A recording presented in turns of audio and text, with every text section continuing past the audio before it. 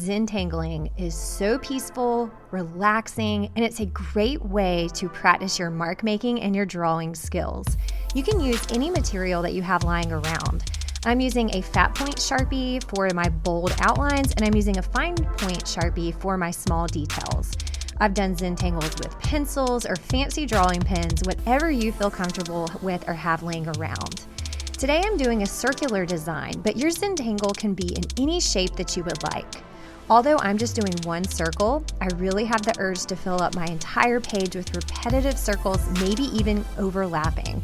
So I'm going to show you the basics, and then you feel free to decorate your sketchbook or create drawings wherever you are. If you love art, don't forget to subscribe so you never miss one of my weekly tutorials.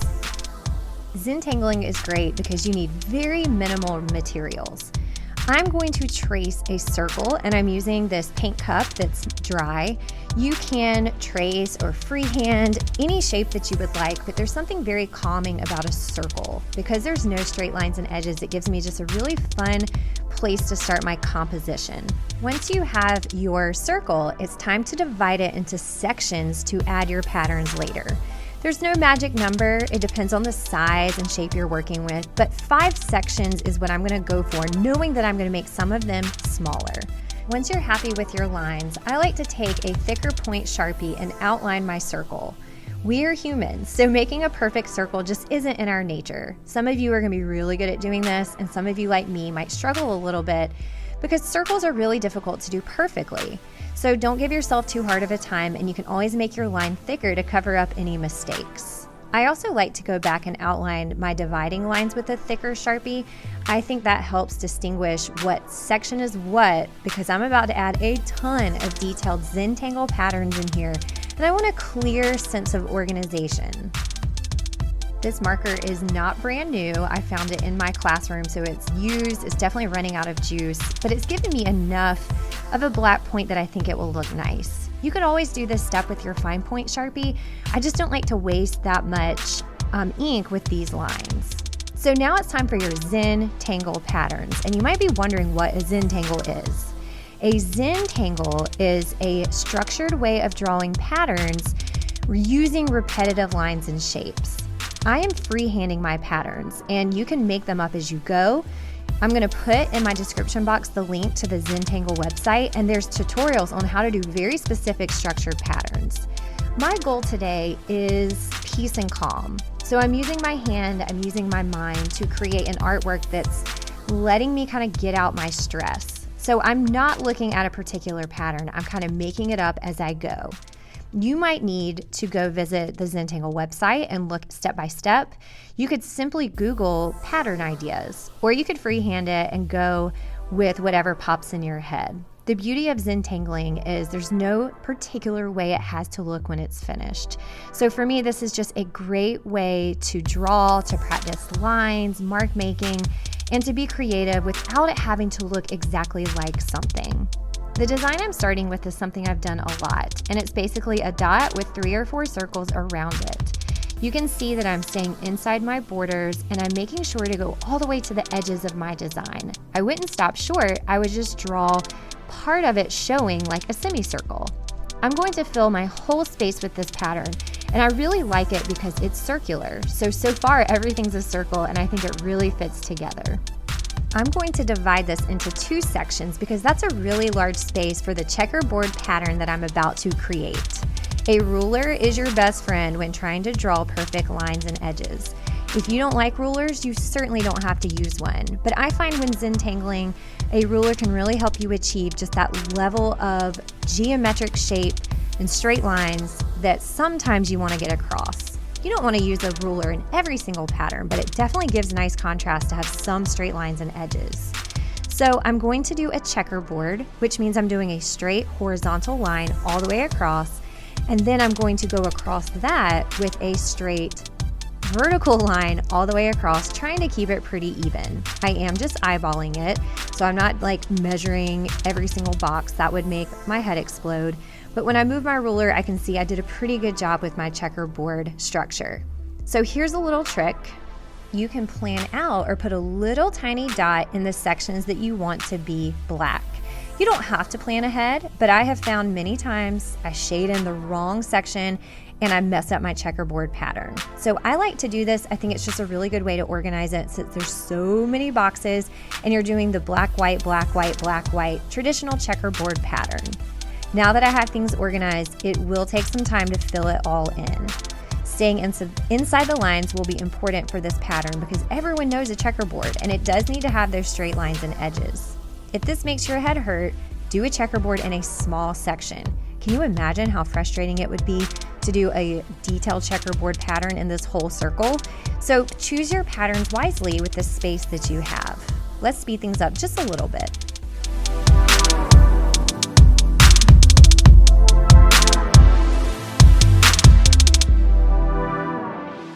Okay, done. Moving on to my next section, I'm avoiding the ruler and I'm avoiding shading things in. I sped that up quite a bit, so it took some time to get those perfect black squares. And when I say perfect, I mean perfect for me.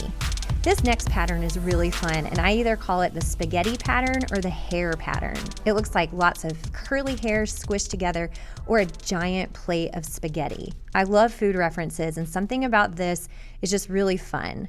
This is not a pattern that has a name. It's just something that I've been doodling ever since I was a kid, and I just draw kind of swirly lines, and then I repeat them until it fills the whole section. The beauty of this style of drawing is that you could be as creative as you would like with patterns. I always give my students in the classroom a handout that has examples of basic patterns on them. Sometimes basic patterns can stress people out if you're not used to drawing, so keep things simple if that's you. Other times people are like, psh, I could do better patterns than this, and you might have amazing creative patterns in your head. So work at your level. Not everything has to be super creative. It could be as basic as a checkerboard. Making decisions can be difficult, but this next pattern I'm going to do scales. So think like fish scales, mermaid scales, or dragon scales. And this is pretty simple. The difficulty with this pattern is just making sure that you put the next layer catty-cornered. So you can see if there's two, the next line would have one in between, if that makes sense. So if you're interested in this pattern, watch me do it, Google how to draw scales, whatever you need to do. And remember, the beauty of this is you're just letting your mind go. You're just enjoying the experience of drawing without it having to be something in particular. Let's go ahead and fill this section.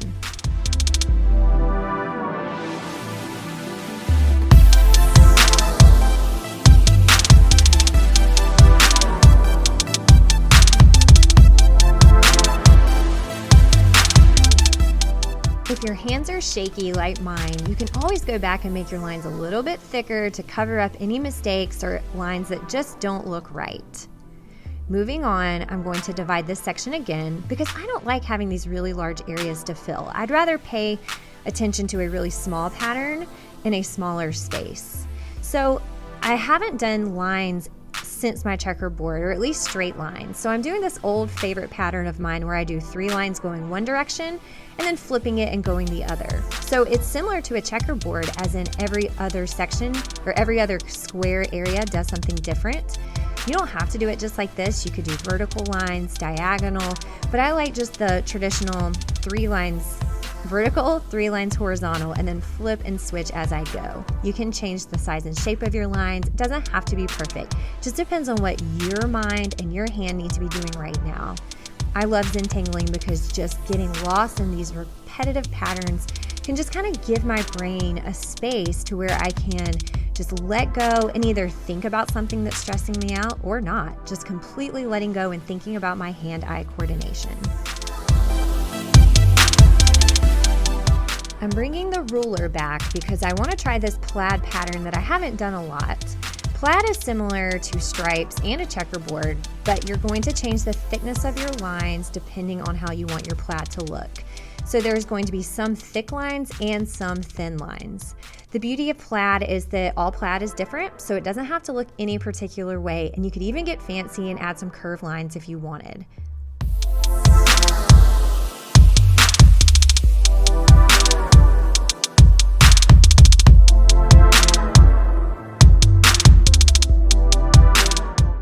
As you start to finish, you want to think about what you haven't done yet. And so I'm going to keep this next one really simple and just add some curved lines.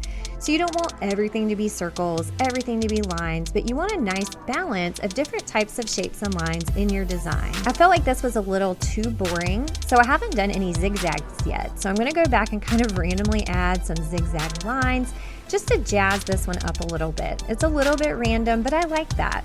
I also haven't shaded anything dark since the checkerboard, or kind of in the plaid. So I'm going to go back and fill in a line or two dark just to give this a little bit more visual interest. With your design, you can do whatever you would like, but having a nice balance of dark and light, small patterns and detailed patterns, or large patterns is a good way to go.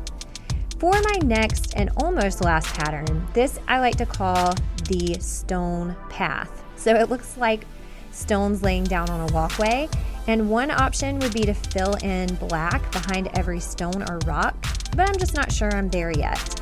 So I'm just drawing some random shapes, and I'm kind of filling in, making each one a little bit different but interact with each other. I didn't want to fill up the whole thing, so I am going to divide that space a little bit smaller, and now it looks kind of like a teardrop. So for my last pattern, I'm doing a repetitive leaf pattern. So I'm going to start by overlapping different leaf shapes. And this is similar in structure to the scales that I did before. Because it looks a little bit boring, there's a little bit too much white space, I think I'll have to go back and add some detail, just like I did in the pattern with the zigzags. That's the fun part of drawing, is you might have an idea when you start, but that doesn't mean it's going to look just like that when you're finished.